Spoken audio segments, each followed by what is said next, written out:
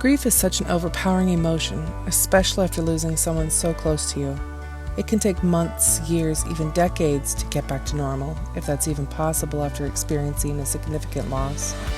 This podcast was created to help you move through and release the emotions, allowing you to heal the hurt and begin living again. Listen in as I chat with medical professionals, grief workers, and people who have first-hand experience in losing a loved one, what their experience has been, and what they did to help heal themselves and those around them. Life isn't always sunshine and rainbows, but I believe there is always a silver lining if you're willing to look. Welcome to the Release Podcast.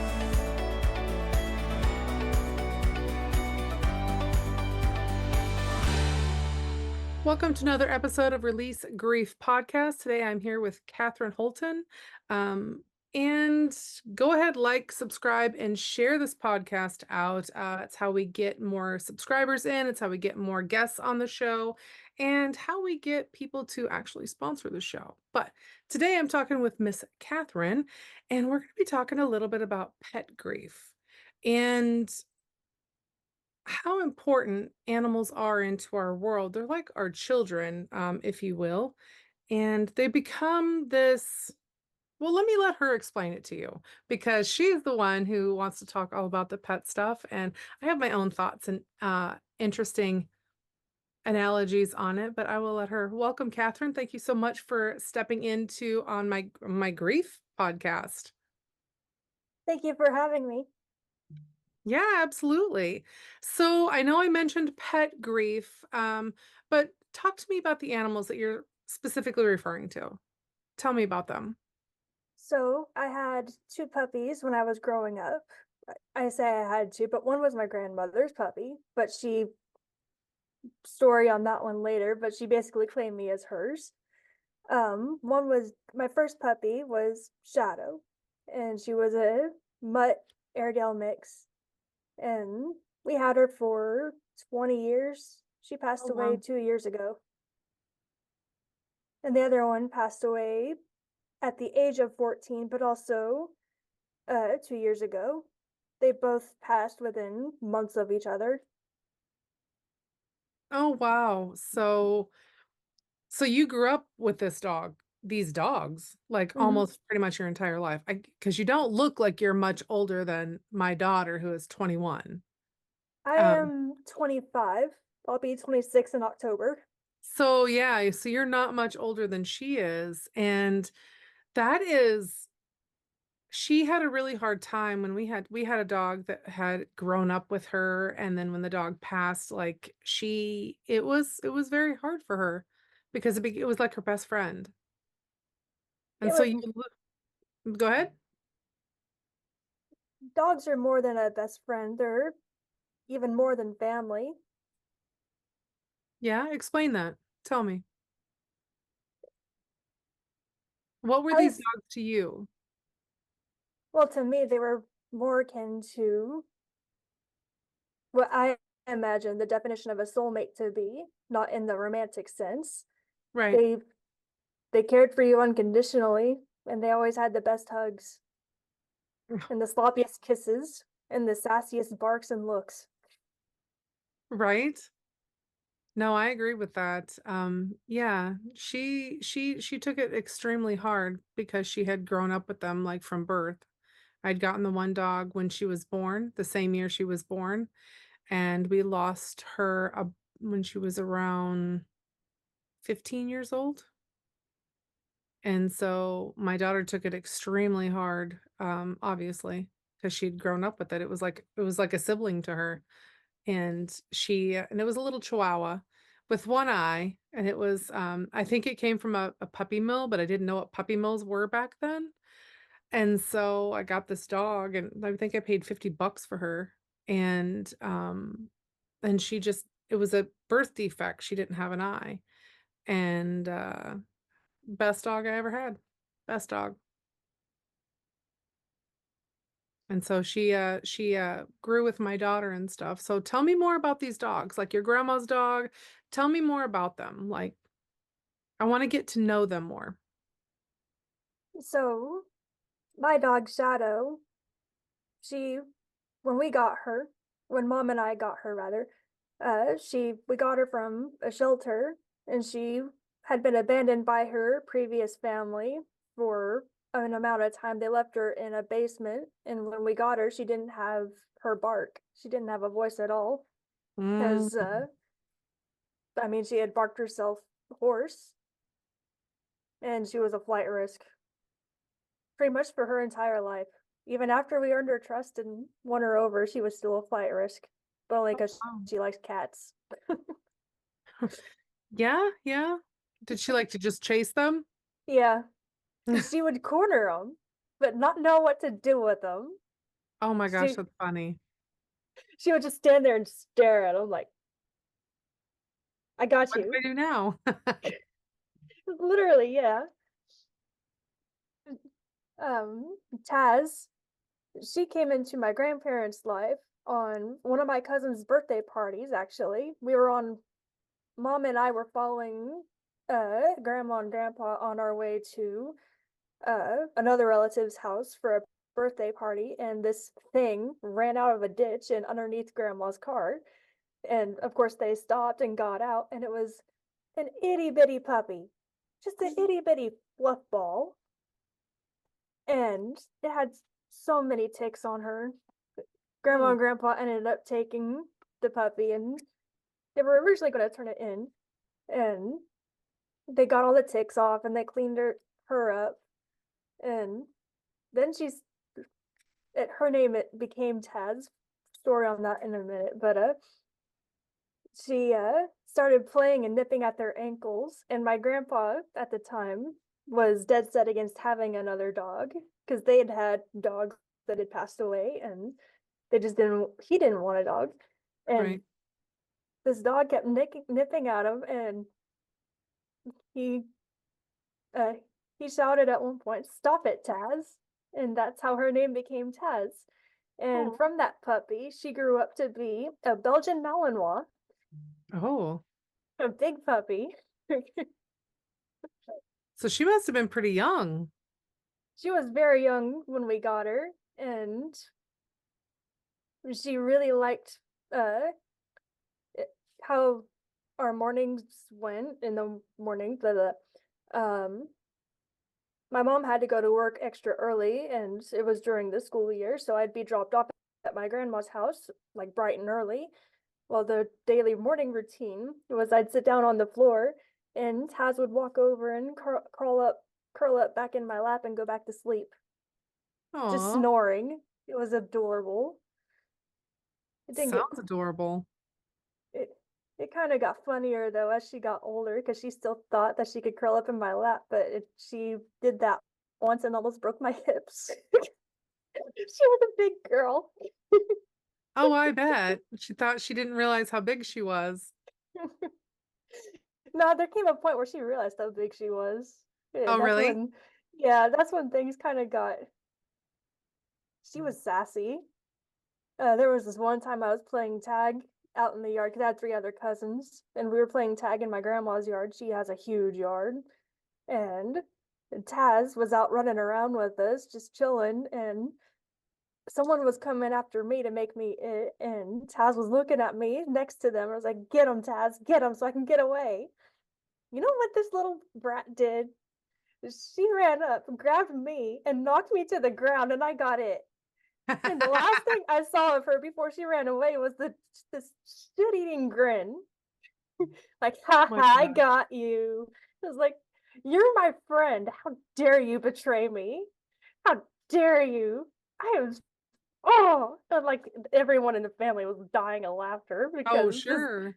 this dog just bounded off like a deer through the yard, tail She's like, high and it's happy. playtime, I was like, "What the heck? What'd I do to you?"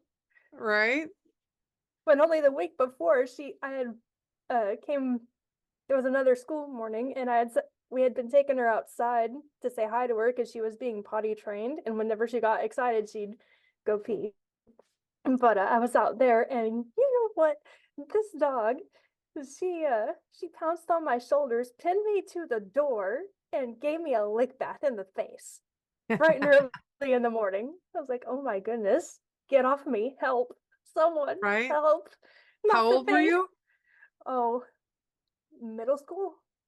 I was gonna say, if you had that eyeliner on and that mascara on, it just went bloop right up your forehead. Well, luckily I didn't have to worry about that. To this day, I hate and despise makeup. I don't wear it. Yes.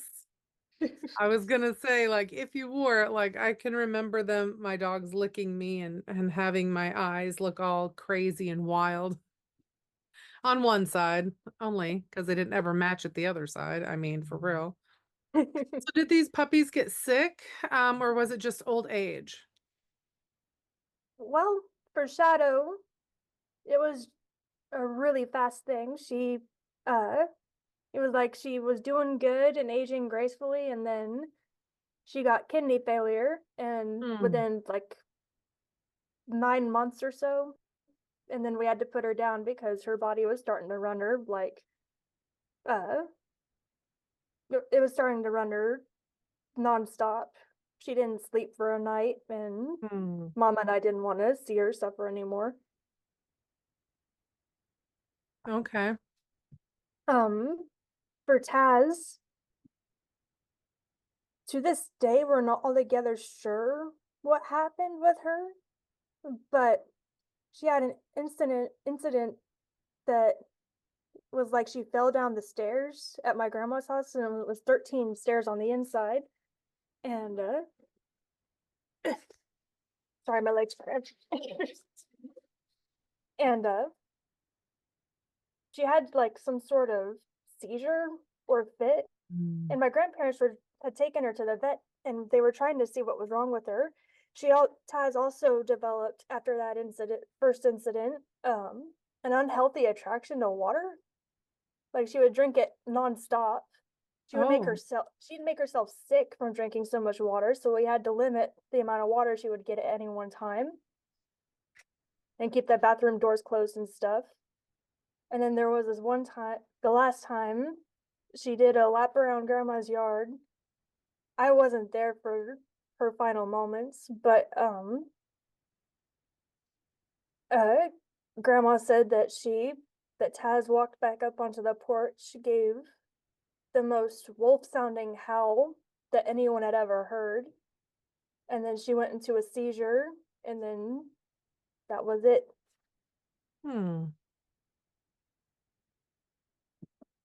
Did you hold any memorials or ceremonies or anything for them?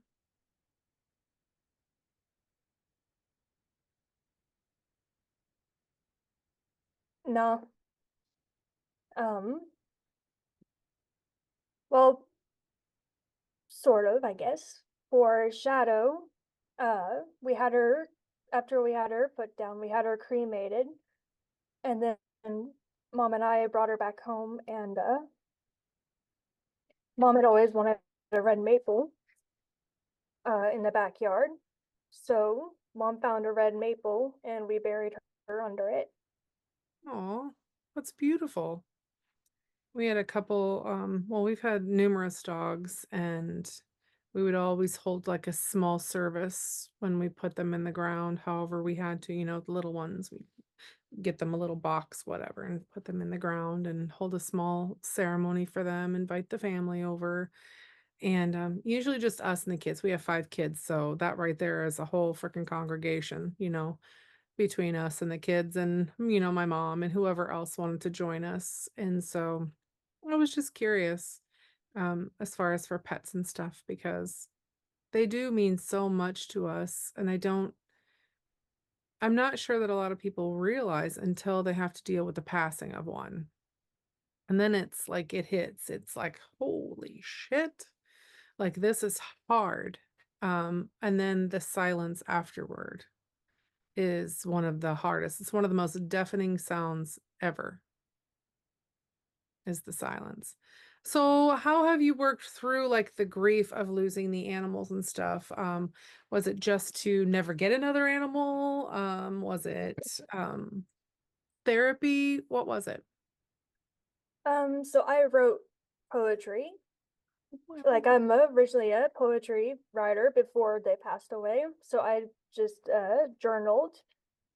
I have yet to write a poem about shadow passing per se in the literal sense. I did write a poem for both of them when they passed, and it actually got published by a literary magazine. Yay. That's beautiful. Did you find that the writing the words and writing the poems, did it help with the grief? Did it help kind of express that grief and get it out? It did because it was better than being stuck in my head. So, because there's not really a lot of, well, I guess I don't know. I shouldn't speak to this because I don't really know. Are there a lot of like grief groups for animals out there to be able to connect with other people, or did you look for any like in that sense, I should say? I never looked for any, and I don't know if there's any that exist. I'm sure they do because everything Yeah, exists really. true that. But True that. But your main source of getting the grief out was the writing, the poetry, and just remembering them. yes. Yeah, that's beautiful. So I know that you are not like a big figure in the grief world at all. Where do you like hang your hat? What arena do you hang your hat in? Tell me about what you do.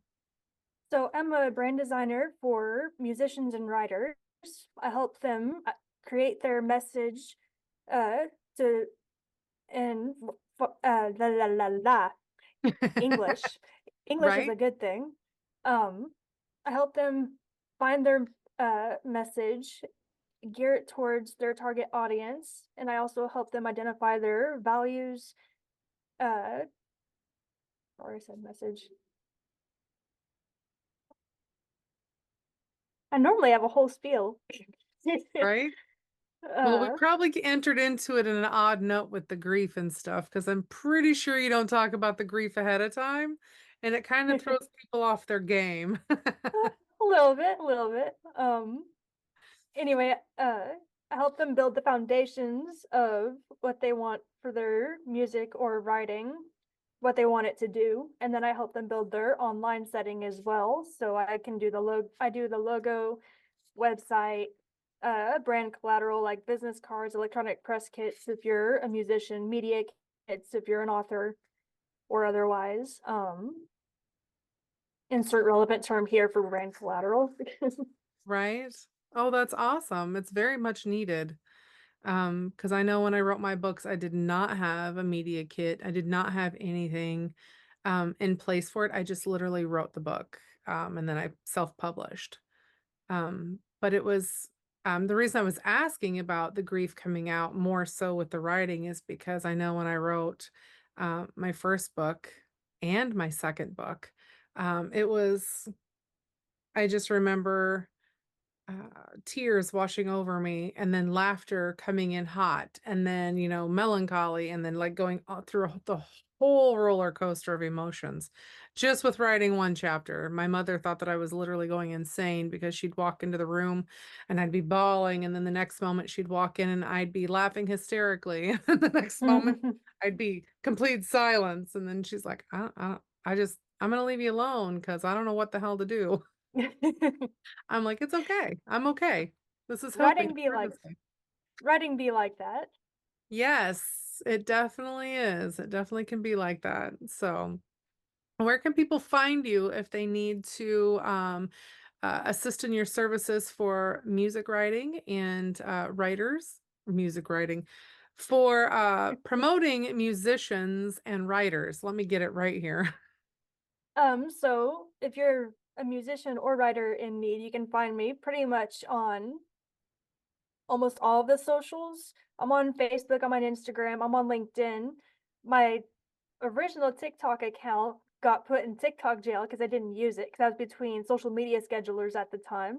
So Ooh, TikTok finally deleted that first account and now I'm back on TikTok. So yay. so you can find me on TikTok, Threads.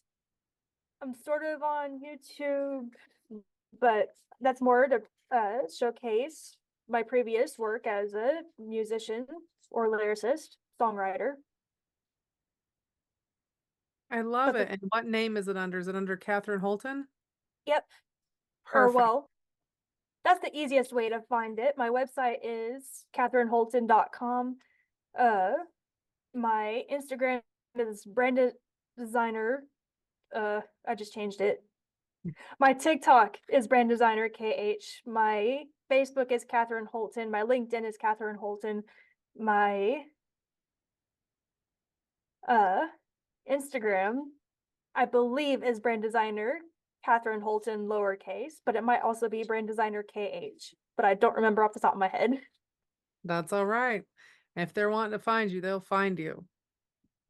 So, any last words you'd like to talk to about or tell people about like the grief that you went through or like give them any encouraging words like if they're going through pet loss?